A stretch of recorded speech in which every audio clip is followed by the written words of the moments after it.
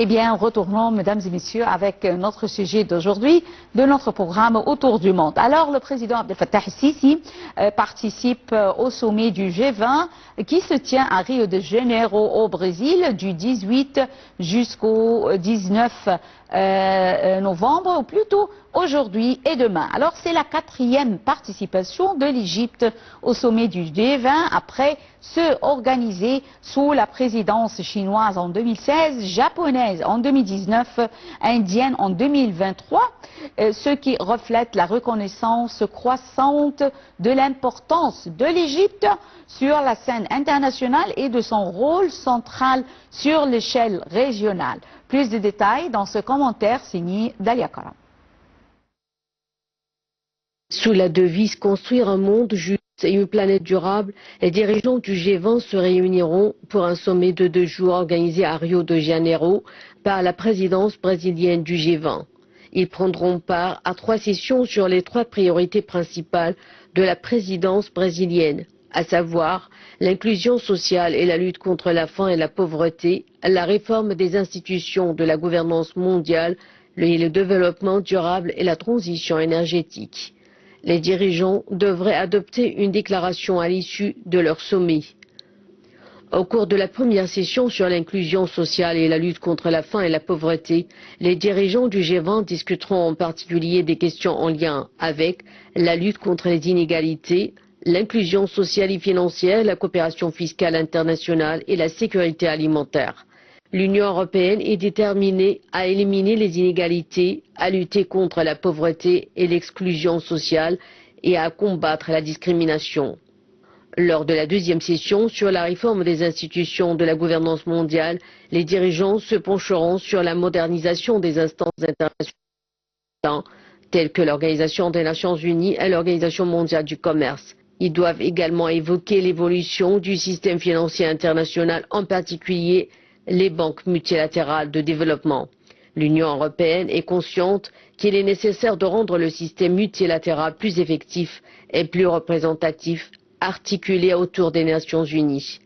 Il est du devoir de cette génération de réformer les organisations internationales afin de refléter le monde dans lequel nous voulons vivre plus juste, plus pacifique, plus inclusif et plus prospère.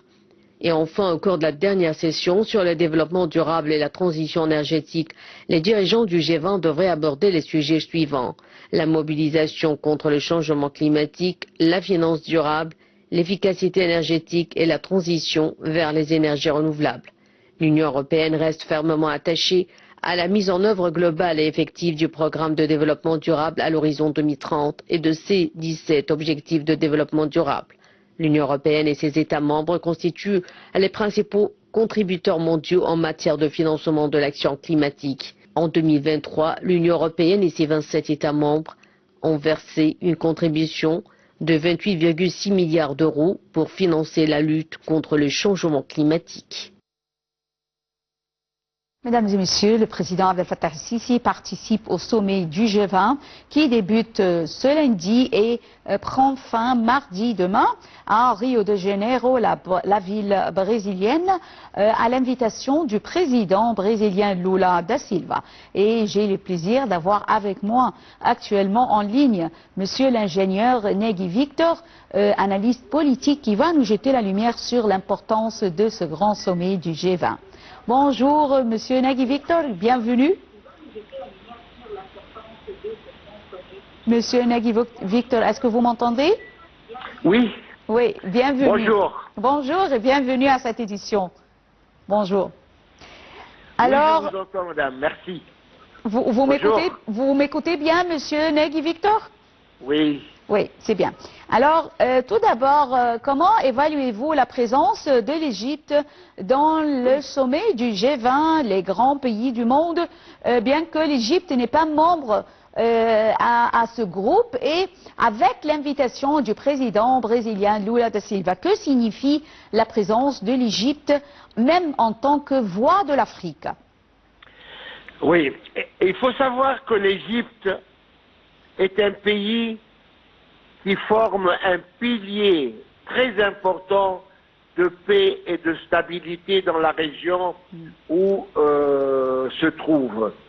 Le Moyen-Orient est une partie très agitée par des événements multiples qui rendent l'évolution et la vie dans cette zone assez difficile, car l'Égypte rencontre plusieurs défis. Ceci étant, l'Égypte, pendant les 10 dernières années, a œuvré très fort dans l'infrastructure, est devenu un pays qui possède beaucoup d'atouts pour les investisseurs et pour l'évolution de son économie et de sa société.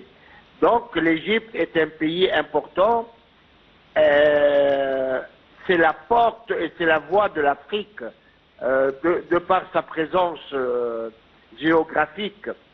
Alors ce n'est pas étonnant que l'Égypte soit invitée pour la 4e fois consécutive à une telle réunion très importante qui rassemble les géants du monde entier.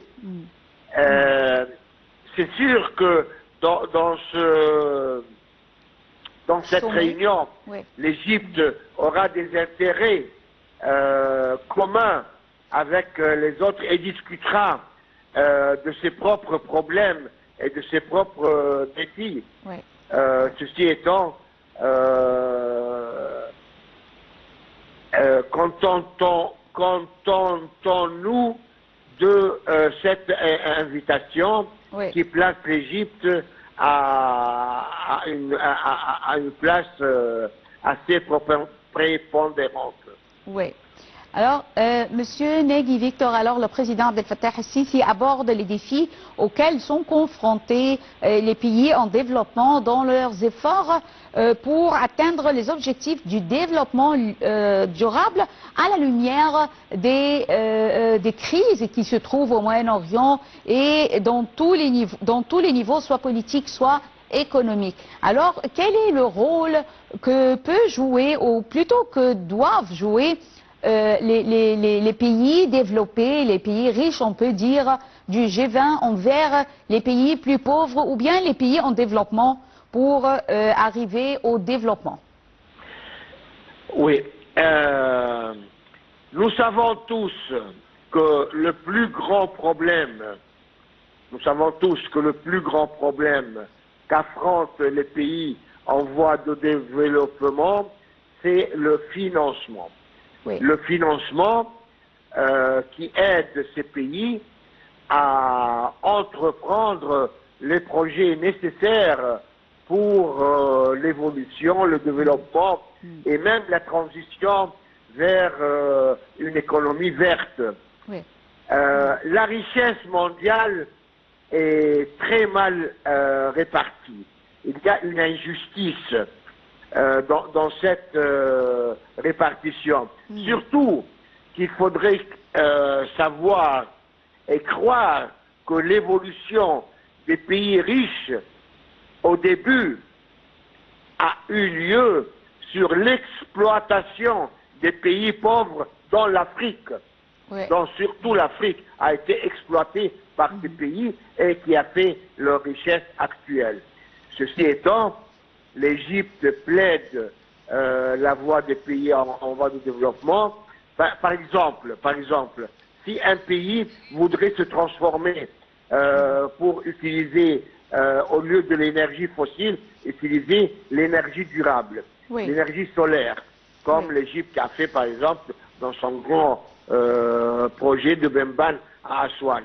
Mais il faut du financement, il faut la technologie, il faut la production. Donc tout cela manque aux pays en voie de développement et surtout que l'effet de serre et les gaz qui sont produits viennent des pays les plus modernisés. Industrialisés, oui, ce sont eux la cause. Ce sont eux la cause de cette transformation climatique et nous recevons les conséquences. Oui, c'est les pays pauvres qui payent et qui souffrent également. Voilà. Je tiens à vous remercier infiniment et merci à vous, Monsieur Nagui Victor, pour ces explications, ces informations concernant le sommet du G20 où le président Abdel Fattah el-Sisi assiste. Merci. Et enchaînons avec un autre sujet, alors la COP 29 et l'Union africaine devient le nouveau membre du G20. Rappelons que c'est la première fois que l'Union africaine assiste au sommet du G20 en qualité de membre permanent comme l'Union européenne et le G20 ayant intégré officiellement l'Union africaine lors de son sommet en septembre 2023 à New Delhi. L'Afrique du Sud était jusqu'ici le seul pays africain représenté au groupe 20. Un commentaire de Dalia Karam. Un signal fort pour l'Afrique et une victoire diplomatique pour l'Inde qui s'affiche comme leader des pays du Sud. L'intégration de l'Union africaine est l'une des premières annonces concrètes à sortir du 18e sommet du G20 à Delhi en septembre 2023. Des dirigeants de ce club des plus grandes économies mondiales avec un important projet d'infrastructure au Moyen-Orient pour lequel un accord a été signé en marge du G20. Les dirigeants africains ont salué l'entrée de l'Union africaine dans le G20, le groupe des plus grandes économies développées et émergentes mondiales qui offre selon eux une voix au continent. Cela donnera aux intérêts et perspectives africains une voix et une visibilité au sein de cet organe important. L'Union africaine, grande région du Sud, était jusqu'alors présente au G20, mais seulement en tant qu'invitée. La voici assise à la même table que l'Union européenne et les 19 pays les plus riches du monde. Et c'est bien sûr un moment historique pour le continent africain. Jusqu'à maintenant, seule l'Afrique du Sud, membre permanent du club, pouvait relayer les revendications de la cinquantaine de pays du continent. Concrètement, l'Union africaine pourra façonner les engagements du G20 sur les sujets qui l'intéressent au premier chef, comme la gestion de la dette et l'accès au financement pour un développement durable. Mais c'est aussi un défi, car le G20 s'empare d'une multitude de sujets et sur nombre d'entre eux, les Africains sont divisés. L'Union africaine devra donc beaucoup travailler en amont pour formuler et promouvoir son point de vue au sein de ce futur G20+1. Pour le Premier ministre indien, cela vient ancrer sa promesse de porter la voix du Sud global au G20. Les questions essentielles voulues par l'Inde et les pays du Sud portent entre autres sur la réforme des institutions financières internationales comme le Fonds monétaire international et la Banque mondiale, ainsi que le financement de la transition énergétique. Des questions abordées à presque tous les niveaux diplomatiques à présent, mais qui peinent à trouver des solutions. Et poursuivons cette édition de notre programme autour du monde avec l'Afrique du Sud qui inaugure à Johannesburg le plus grand planétarium au début de l'année prochaine. Plutôt rénové, l'établissement présente un dôme numérique entièrement modernisé qui doit illuminer l'écran avec de vastes images du système solaire. Shams Senemi nous donne plus de détails. Le plus grand planétarium d'Afrique subsaharienne va ouvrir ses portes à Johannesburg en Afrique du Sud au début de l'année prochaine. Rénové, l'établissement présente un dôme numérique entièrement modernisé qui doit illuminer l'écran avec de vastes images du système solaire. Rebaptisé WITS Anglo-American, le nouveau dôme peut offrir une expérience immersive, rendue vivante par 10 projecteurs numériques de pointe et un son surround. Grâce à cet exercice profond et immersif, vous pourriez vous retrouver dans la peau d'une cellule, naviguant dans la circulation sanguine et pénétrant dans les différents organes du corps. Vous pouvez aussi vous imaginer en train de vous déplacer vers le centre de la galaxie à la vitesse de la lumière.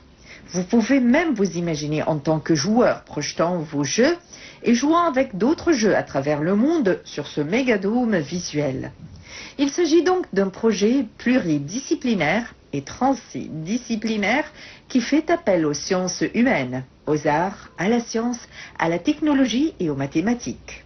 Selon le responsable du Dôme, cette nouvelle technologie changera l'exercice et l'expérience d'apprentissage des jeunes enfants et des adultes.